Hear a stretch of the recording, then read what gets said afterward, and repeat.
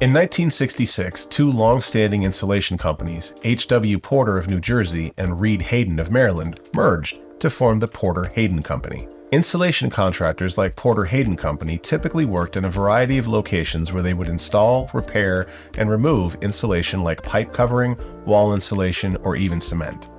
It's well known by now that asbestos was a common additive in insulation and many other materials for decades due to its highly heat-resistant properties. Porter-Hayden sold and distributed insulation products manufactured by other companies like the renowned and infamous brand Johns Manville.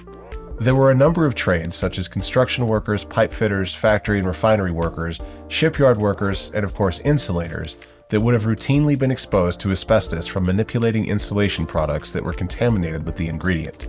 Porter-Hayden began to face asbestos injury claims around the mid-1970s, a few years after it reportedly stopped selling and installing asbestos-containing insulation.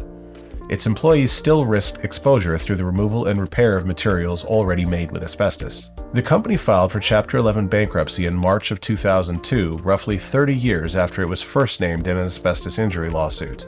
Every year, the trust has to file an annual financial report. In 2022, the report stated that the Porter-Hayden Bodily Injury Trust paid out $1.2 million in claims. That number makes up part of the total of $45 million the trust has paid in claims since becoming operational. Currently, the payment percentage is 4%. Qualifying claimants would receive 4% of the payment amount designated by the trust for their specific injury. You can see the amounts listed on this table. We've helped thousands of people receive compensation for their asbestos injuries. Let us help you.